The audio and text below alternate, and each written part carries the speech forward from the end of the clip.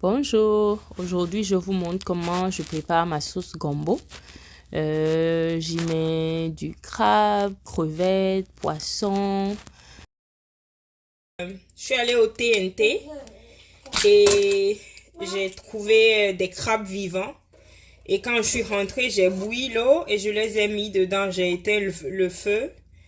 Puis là, maintenant, je m'en occupe. Avant maintenant d'assaisonner et de mettre dans la sauce dans laquelle je vais mettre ça. Donc c'est ça. Je vais nettoyer, m'assurer que je garde juste le jaune.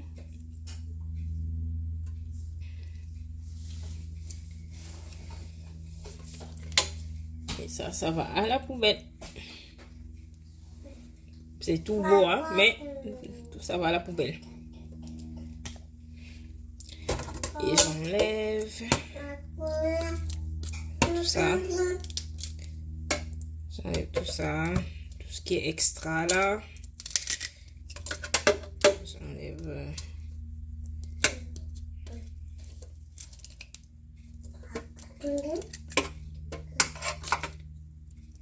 Voilà. Voilà. J'ai mon crabe.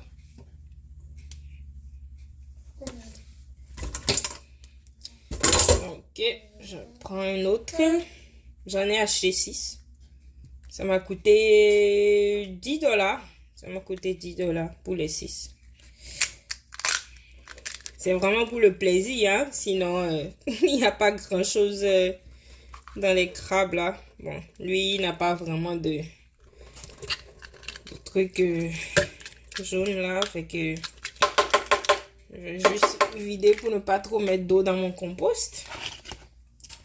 Parce que je composte, donc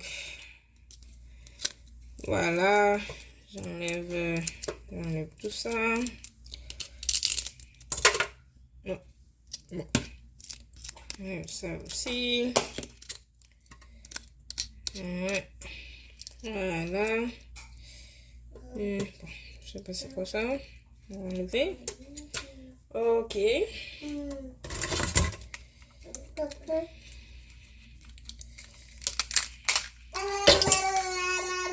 Lui aussi n'a pas grand chose.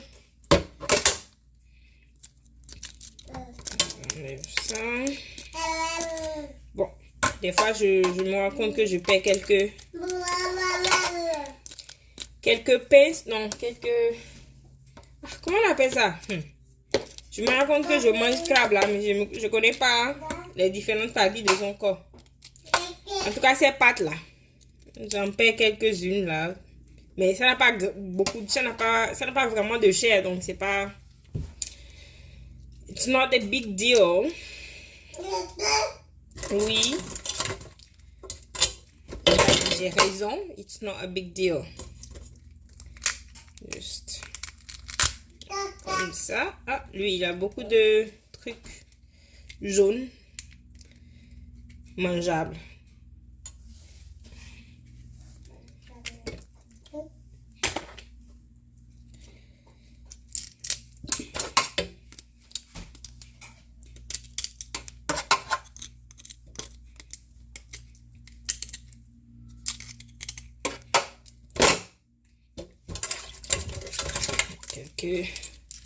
Quelques pinces. Ouf, je me suis piqué. Faut faire attention.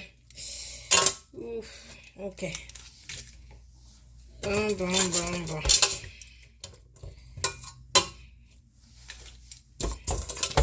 Il reste le tout dernier. Donc, comme ça. Comme ça. Donc, j'ouvre ici. Je tiens là. Et j'ouvre. Voilà. Je garde cette chair jaune là. Parce que chez nous, on la mange. Juste nettoyer tout ce qui n'est pas la chair là. Tout ce qui est vert, bizarre là. Et on mange la chair jaune. Ok, compost. Oh, ben, j'en ai encore un peu là. Et je nettoie.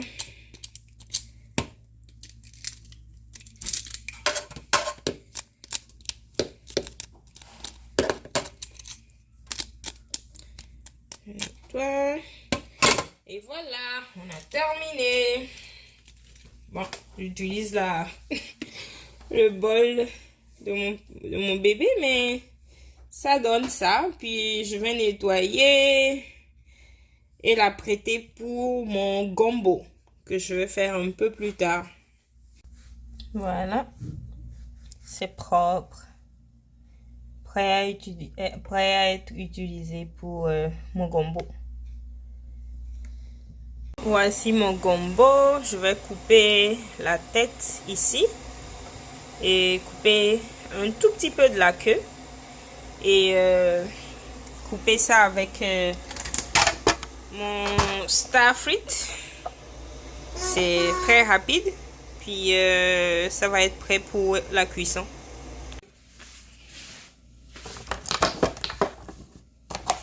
On enlève ça. Normalement, ça sert à pousser les légumes dans ça, mais pas besoin, juste pousser comme ça. Donc j'aligne mon gombo, mon okra. Mon bébé s'amuse au dos. Oui. Ding. Ok. Puis.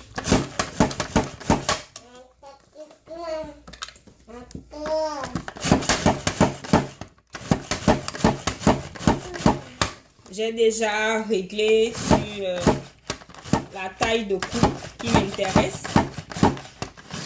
Donc, c'est assez facile pour moi.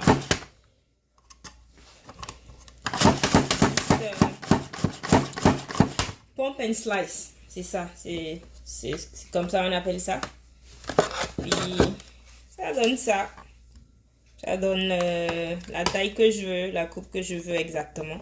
Donc je vais faire ça avec le reste du gombo. Voilà, le gombo est tout coupé. Bon, c'était pas vraiment un rabais, fait que ça m'a coûté 10 $. Oui, ça m'a coûté 10 $ ce gombo là. Mais bon, c'est une bonne quantité. Mon bok choy, je l'ai acheté, ça fait un moment. C'est un gros paquet à, je pense, 6 ou 7 $ à Costco. J'ai déjà utilisé ça à plusieurs reprises et il y en a encore plein là. Donc, je vais trier les feuilles jaunes là. Je vais juste garder ce qui est encore en santé pour garnir un peu mon gombo. Ça fait un peu comme le gboman du pays. Si ça devient translucide là, c'est très bon. Bon, le bok choy, normalement, il y a du sable au niveau des feuilles, comme à la base là. Fait que moi, je sais pas si vous avez une autre méthode là, mais j'essaie de tout casser, de laver correctement. Donc, c'est pas toutes les feuilles, mais pour éviter de mettre du sable dans la nourriture, il faudrait bien laver. Donc, c'est ce que je vais faire. Et couper en deux, juste pour que ce soit pas trop long. Mais si je veux, je peux aussi laisser comme ça.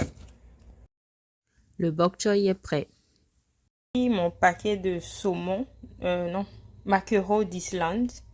J'ai pas nettoyé l'intérieur, rien du tout. J'ai juste mis ça au four avec de l'huile, du sel.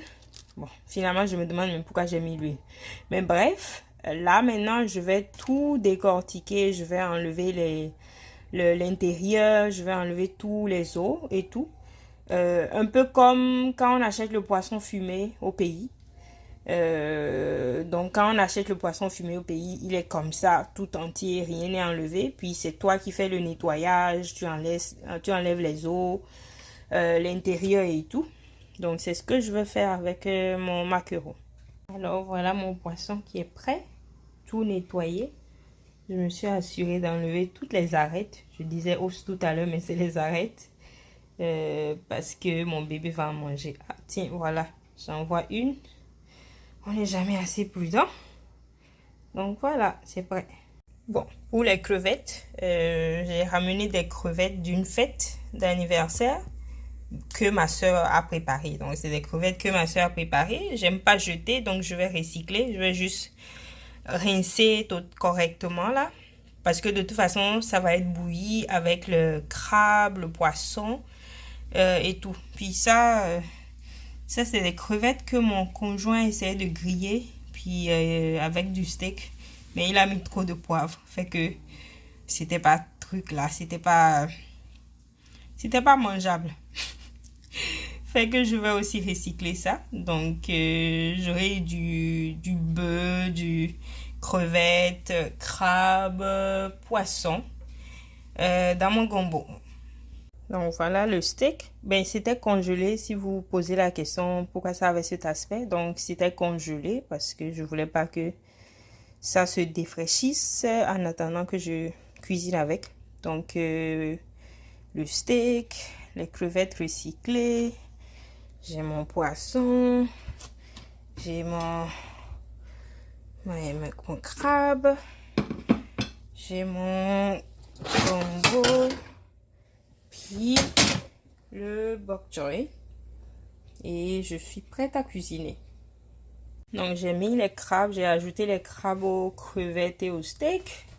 Je vais assaisonner poivre, ail, gingembre.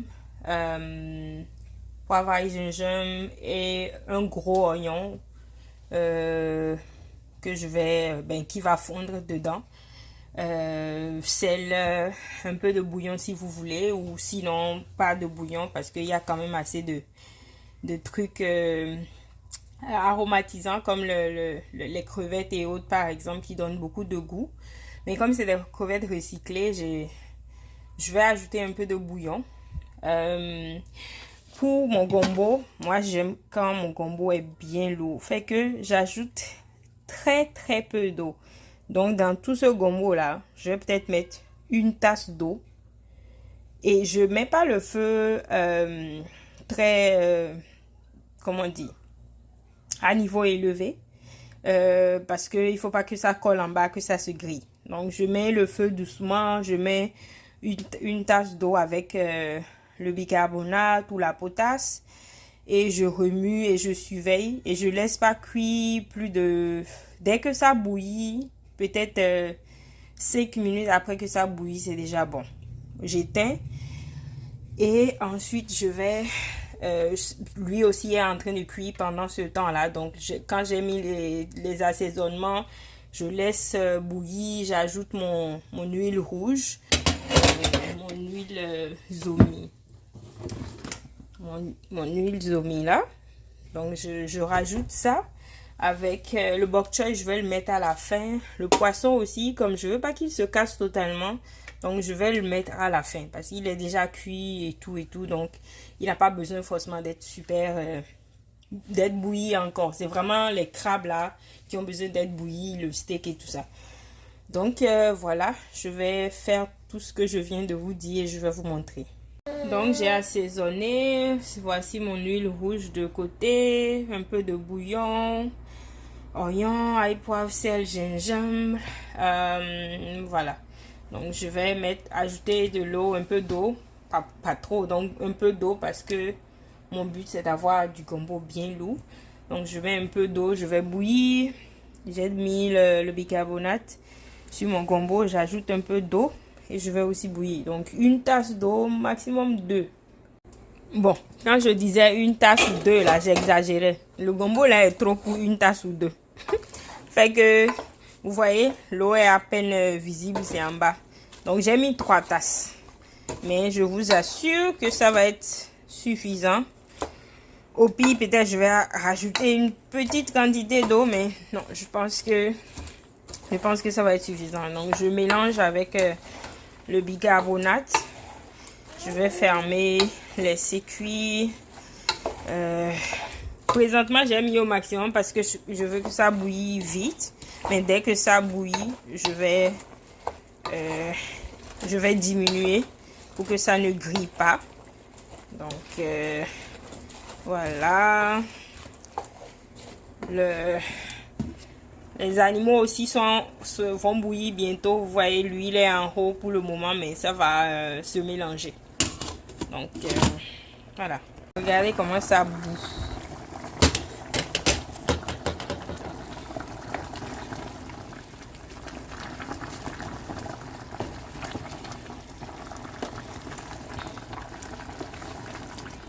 Je vais laisser encore peut-être 15 minutes. Parce que l'eau là, c'est trop. Il faut que ça diminue. Puis il faut que l'oignon fonde. Donc, je vais le laisser continuer à bouillir, bouillir. Bon, vous allez me dire, mes crevettes vont être élastiques. À ce point-là, c'est pas grave s'ils sont élastiques.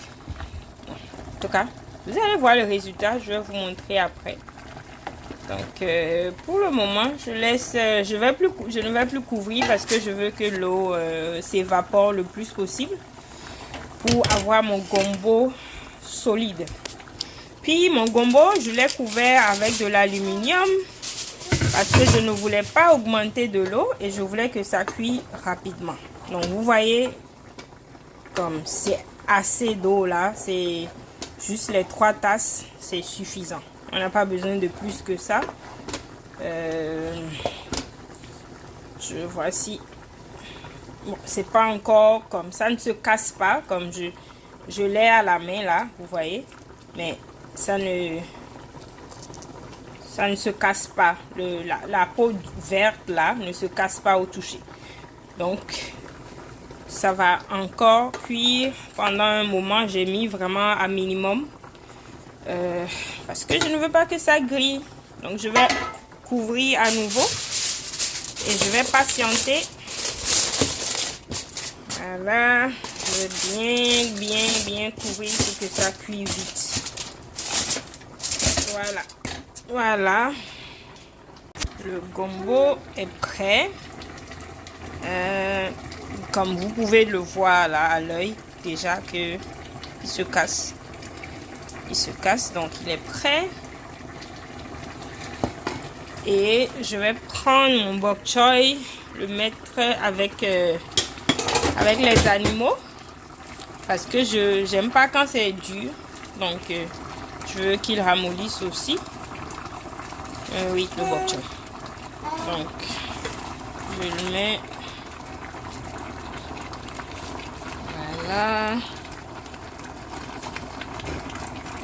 Voilà. Finalement, je ne l'ai pas coupé, hein. Donc, je le laisse comme ça.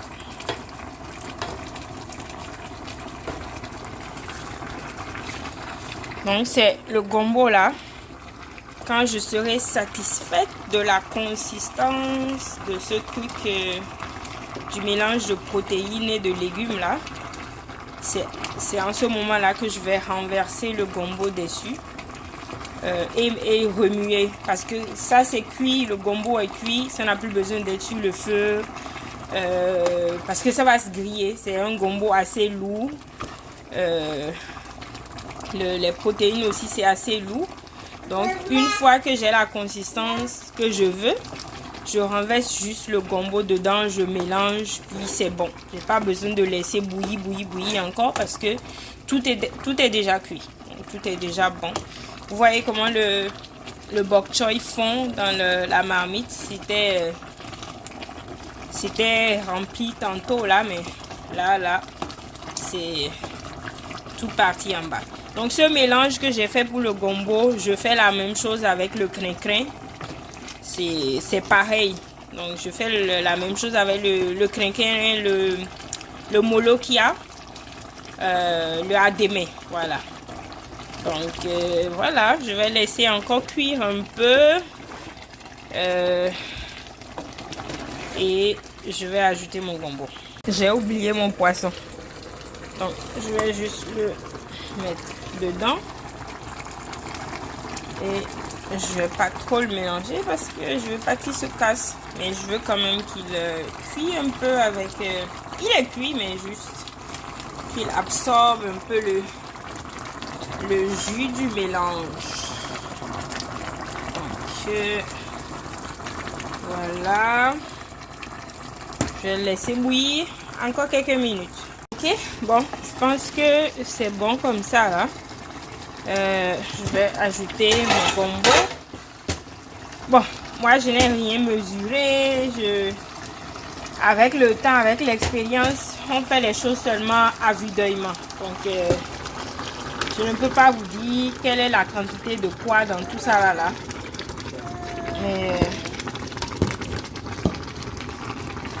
Voilà, tout mon gombo est entré dedans.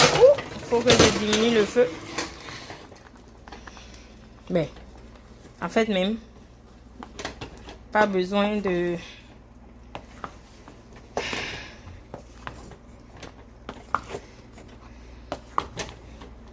J'aurais peut-être dû sortir le poisson parce que à ce rythme là ça va se casser.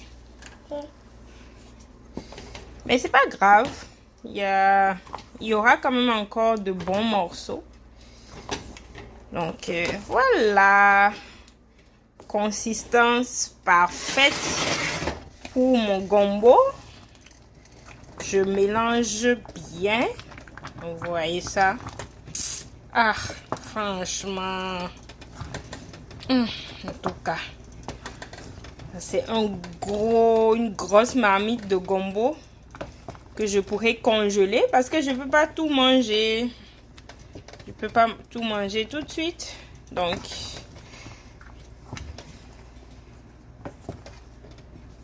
voilà.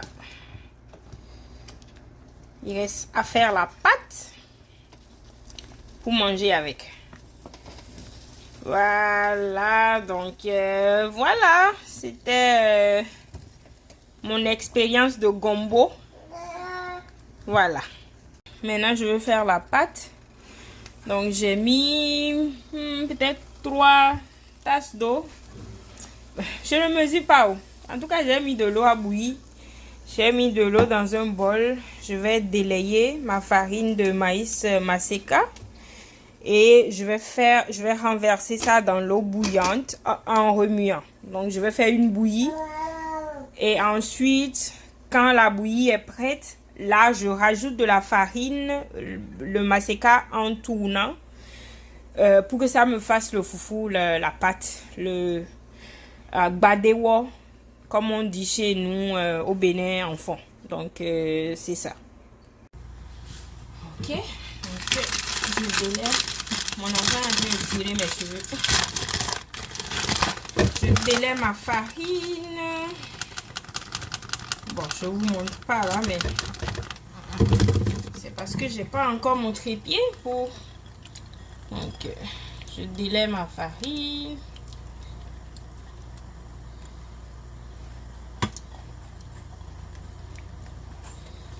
Je veux pas qu'il y ait de boules, donc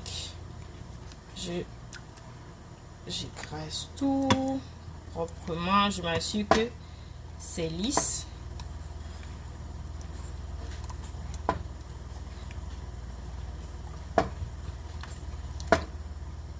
Ok, c'est assez lisse.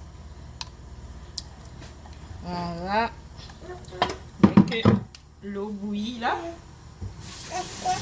oui, je serai prête. Je vais chercher ma palette. Ma palette est prête. Donc,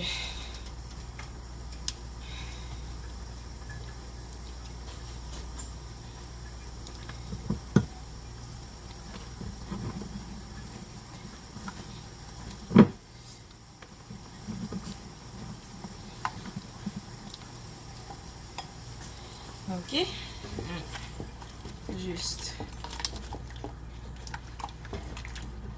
Je pense que j'ai pas mis assez de farine parce que c'est trop liquide. Je vais juste mettre dans le bol pour prendre tout le...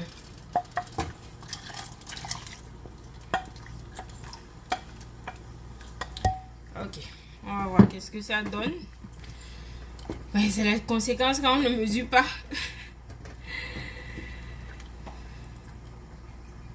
Je vois si quand ça va bouillir, si ça devient un peu plus lourd.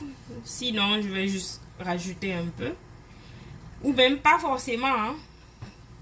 Pas forcément, même si c'est pas lourd. Je peux quand même encore faire la pâte et réussir. Donc, let me see.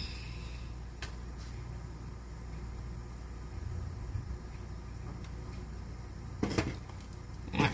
Bon. Ça ne deviendra pas plus lourd. Mais je ne vais pas...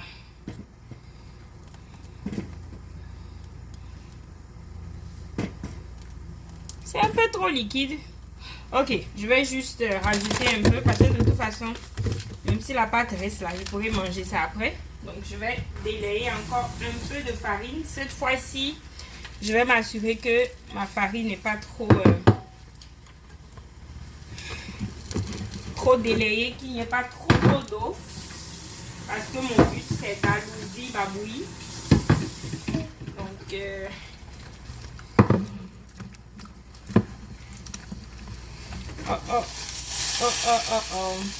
fais des dégâts.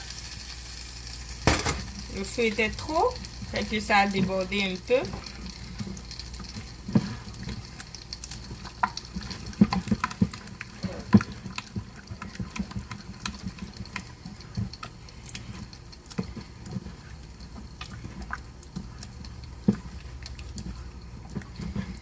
De toute façon, la pâte de maïs là, ça ne se gâte pas vite comme ça.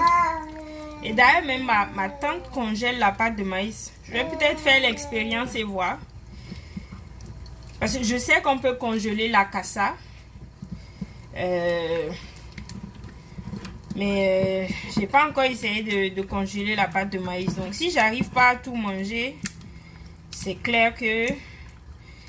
déjà, même si j'arrive pas à tout manger, le reste peut rester dans le frigo pendant au moins 3, 4, 5 jours. Quand on est prêt à manger, il suffit de le mettre au micro-ondes ou de le faire bouillir dans de l'eau. Ouais,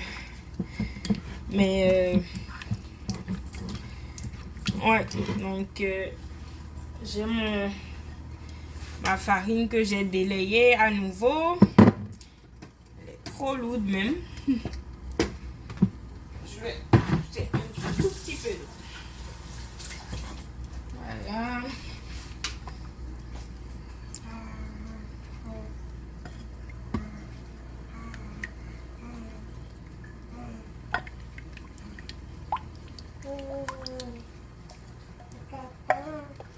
Ouais. Ok. Je vais verser ça dedans. Oui, et remuer. Parce que je ne veux pas de boules.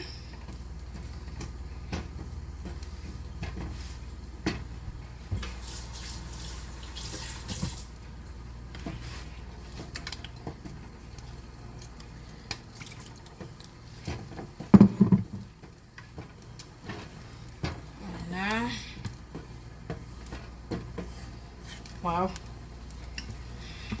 Mon fils est très sage aujourd'hui. Il n'est pas allé à la garderie parce qu'il se sent pas trop bien. Mais ça va. Il est de bonne humeur généralement. Ok, I digress. Hors sujet. Je reviens au sujet de la pâte. Voilà, ça c'est la consistance que j'aime. Pour certains, peut-être ça encore c'est trop léger là, mais pour moi, ça c'est parfait. Je laisse bouillir. Et une fois que ça bouillit, j'en réserve de côté. Donc, je mets une partie de côté. Et je mets la farine, je mélange. Et la bouillie que je réserve de côté, c'est pour... au cas où j'ai mis trop de farine, pour que cette bouillie-là vienne ramollir. Parce que la pâte de maïs, c'est pas quelque chose que tu fais et c'est dur. C'est quelque chose... En tout cas, ça dépend de la farine que tu as. Mais avec le maseca, il faut que ce soit assez... léger, parce que quand ça se refroidit, ça durcit. Donc voilà.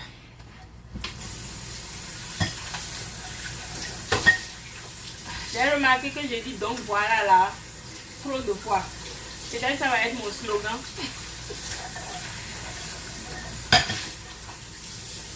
Donc je rince le bol avec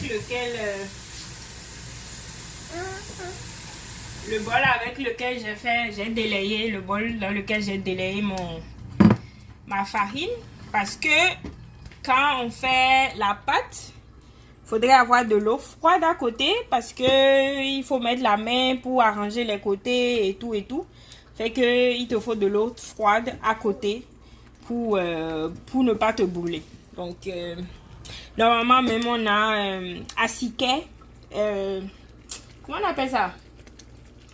Je pense que c'est l'écumoire ou je sais pas. En tout cas un truc plat là pour t'aider à faire ça, mais sinon tu peux faire ça avec la main. Donc on y va. Ma bouillie est en train de bouillir.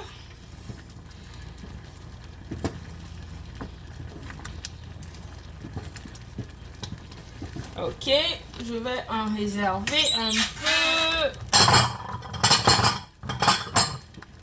Je vais diminuer le feu aussi parce que si ça saute, on dirait que c'est de la lave chaude. Si ça saute et ça te touche là, c'est une plaie garantie. Okay.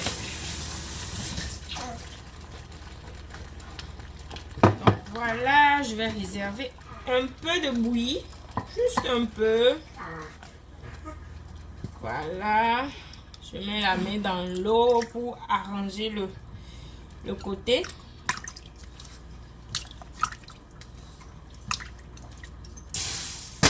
Donc j'ai diminué la bouillie.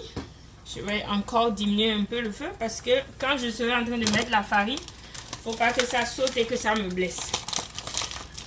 Donc, on y va à vue d'œillement. À vue d'œillement, est-ce que ça suffit? À vue d'œillement, est-ce que ça suffit? Ça devrait suffire, mais comme j'ai réservé de la bouillie de côté, je vais durcir un peu parce que la bouillie là viendra ramollir ça. Donc voilà. Voilà.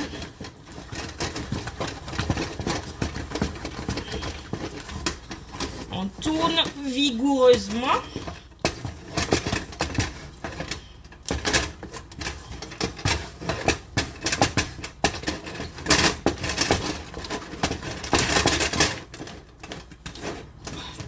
Chacun a sa manière de tourner. C'est comme ça que je tourne.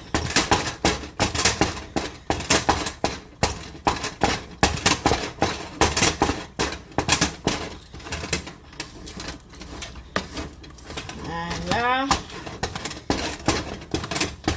Ma pâte est même déjà prête. Donc je disais que je mets la main dans l'eau pour arranger les côtés et ramener tous les côtés où il y a peut-être de la farine non cuite qui ne s'est pas bien mélangée. Donc je fais ça et je tape encore une fois.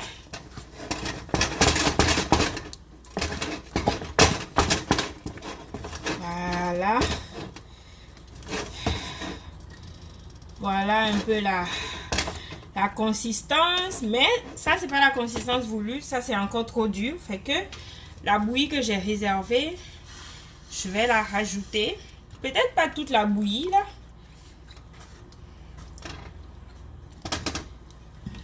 Je vais voir qu'est-ce que ça donne, la quantité que j'ai rajoutée.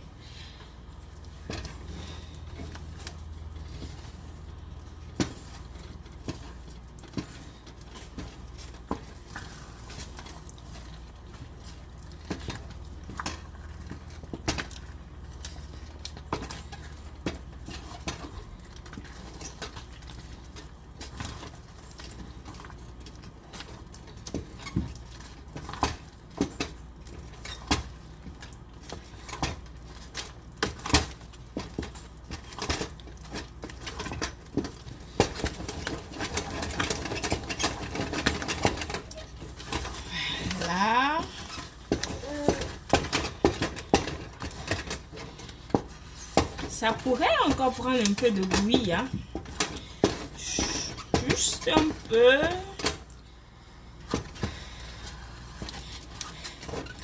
C'est vrai que je ne suis pas trop sûre du massacre parce que au pays, ça peut prendre encore beaucoup de bouillie.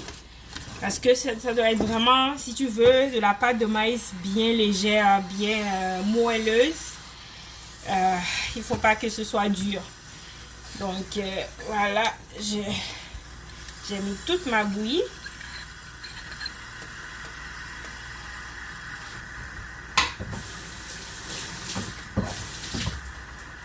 Et je vais remuer.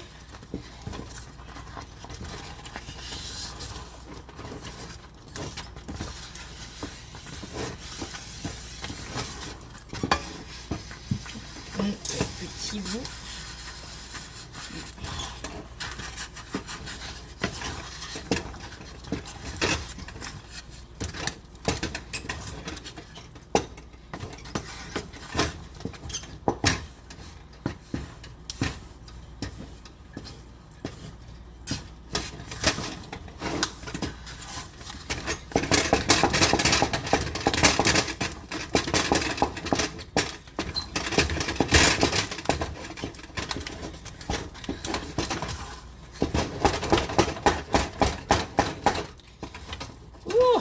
De la bonne pâte de maïs.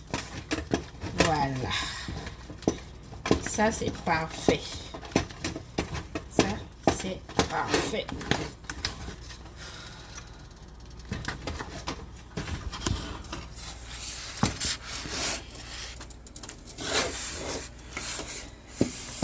Je vais arranger un peu le côté.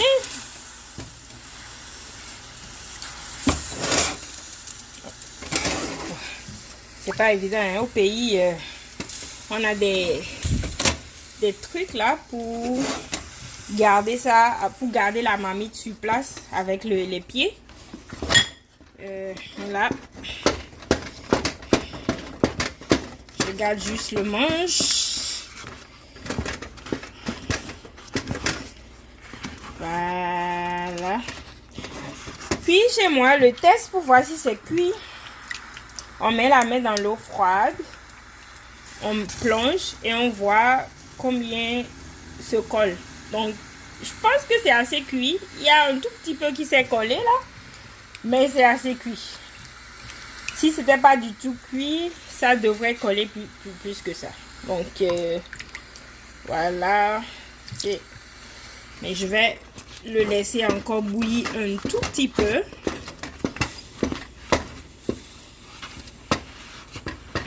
Voilà. Donc voilà ma pâte. Ma pâte est prête. Bon, la marmite, ouf, j'ai reçu un peu de vapeur chaude. J'ai trempé ma main dans l'eau froide. Donc la marmite là est anti-adhésive, fait que ça met les bords un peu secs là dans la pâte, mais idéalement il faudrait faire avec une marmite qui ne fait pas ça. Donc je vais prendre ma palette.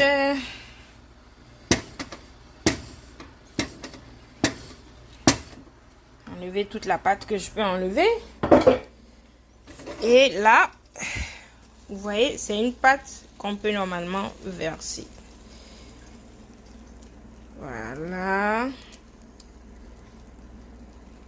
Well, je pense que je vais devoir gérer la partie sèche là, mais vous comprenez un peu, c'est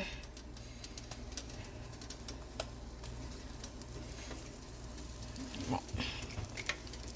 Je peux enlever la partie sèche là. Éteindre le feu.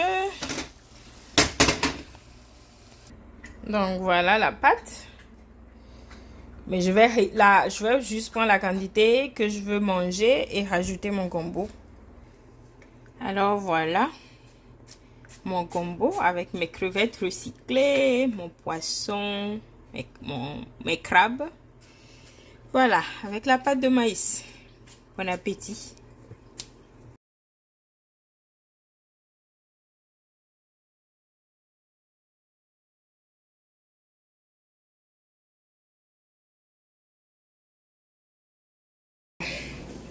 une autre vidéo où je vous montre comment je mange ça. Voilà. Oh, ok. Vous voyez?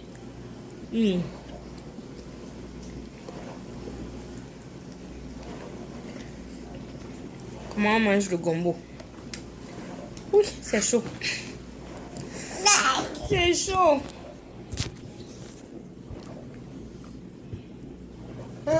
Oui, ok. 2 secondes.